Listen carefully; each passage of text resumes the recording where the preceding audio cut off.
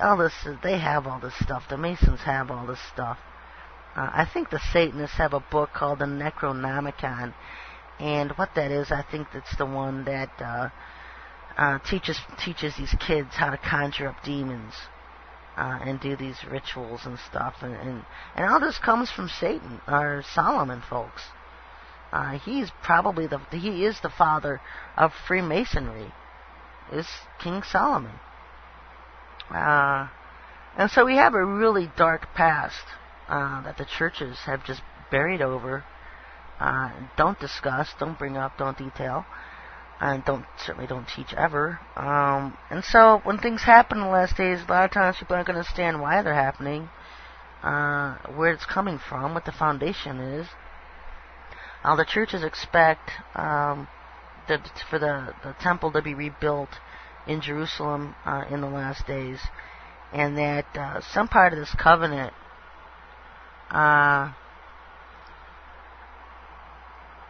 alright, folks, don't send me comments. Just Glenn Beck.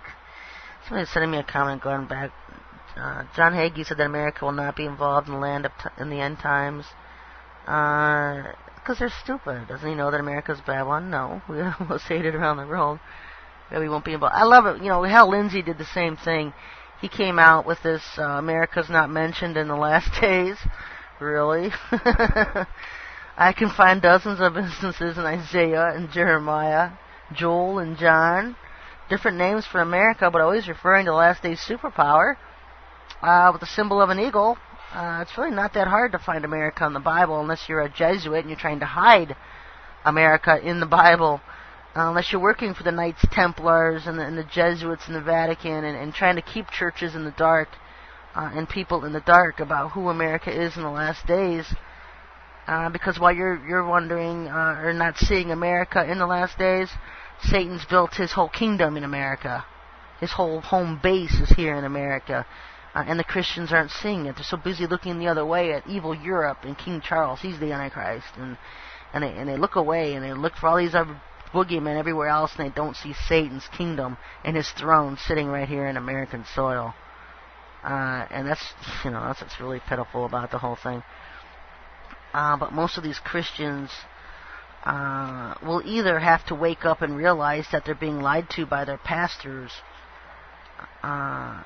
or die, and it's basically what they're going to do is die, because these Benny Hinns and Pat Robertsons are going to try to work the Christian crowds into accepting Middle East division of Jerusalem and the Middle East, and then they're going to get these people to accept this Maitreya as the Son of God. And especially when Jesus comes on the scene and says, "Oh, this is God, folks. Worship God. This Maitreya is really God."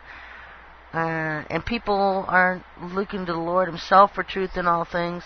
They're listening to their pastors, and then you've got Benny Hinn and Pat Robertson and John Hagee and all these avowed Satanists who give their loyalty and worship to Satan, leading the Lord's people into the pits of hell.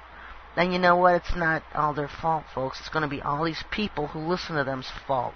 When they're in hell, they're going to have nobody to blame but themselves.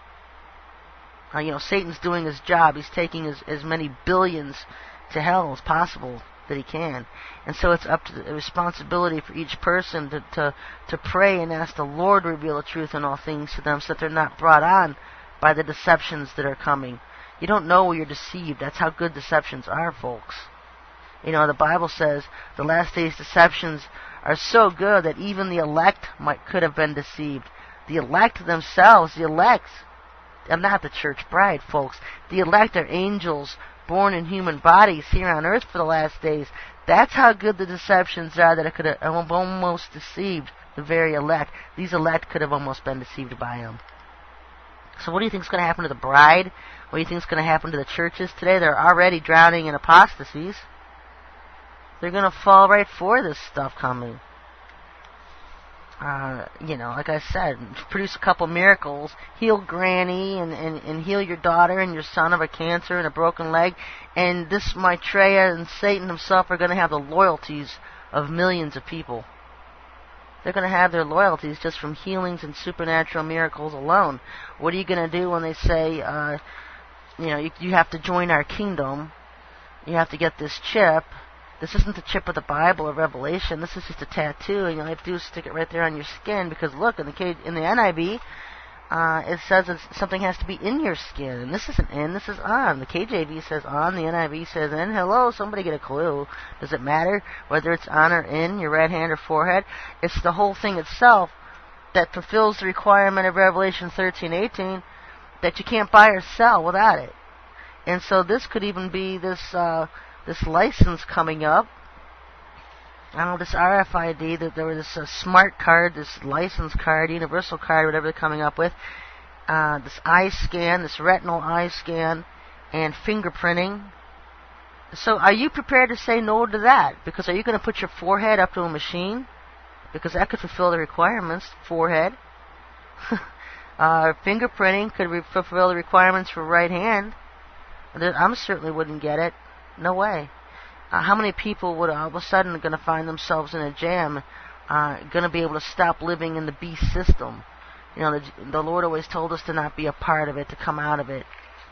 And so many people still embroiled in it that if they couldn't buy anything or sell anything come tomorrow, most of them would renounce the Most High and take this chip of Lucifer's just out of convenience sake. Just out of convenience sake. And you know what? Once you do that, your soul's damned forever, folks. Damned for eternity. You cannot join Satan's kingdom. You cannot serve two masters. And so that's what kind of a time crunch for coming in when you're looking at a possible arrival of Maitreya this October, this November. If he arrives before this declaration is made between the Middle East parties, or he comes after and confirms it, which would be make more sense to me if he's confirming it. He's not the one writing it. He's not the one brokering this peace deal. The Antichrist confirms a covenant. It means he confirms something that's already been made between two parties or many parties. He's confirming it. And so that's what he's going to do. I believe he'll come after. What I think is really funny is that, you know, all these Iranians and this Ahmadinejad, this Iranian leader over there, all screaming and waiting for the arrival of Maitreya. Well, why don't they just get on a plane and go to Cuba and go find him? Because he's in Cuba. And every time I see that in the codes, I just crack up laughing because somehow he's got to come out of Cuba and act like he's a messiah and arriving in Iran. He's hiding out in Cuba. He's hiding out in Cuba. So I just blew one of his big secrets. I often have fun doing those. I thought I'd blow that one out of the water just to piss them off for no other reason than they're pissing me off because they've got my websites down. I've seen in the codes where I'm being punished. I'm being punished by them. They're mad, they're ticked off, and now I don't have my website, my main website's down, and I know they have a hand in all that. And so, yeah, if they want to piss me off, I'll just piss them off and start revealing little secrets. It's not like I keep too much quiet, folks. I usually just reveal anything the Lord tells me anyway. And so, yeah, that's where he is. That's where they're at. They're in Cuba. And another thing is, I think a lot of these big mouths that are causing them a lot of grief are going to find themselves in Gitmo, or someplace in Cuba. I know I'm always seeing myself in Cuba for some reason. I'm always seeing myself there. And so I have a feeling that when the time starts rolling down and they start coming after their enemies, that's where they're going to end up. Quick question for the show. What is the relationship between aliens and royalty? You mean like Queen Elizabeth and all those serpent seed lizards over there? That's their children, their hybrid children, straight from aliens. What is the relationship between the Most High and royalty? There's absolutely no relationship right now between the Most High and the royalty we have on earth right now. Now King David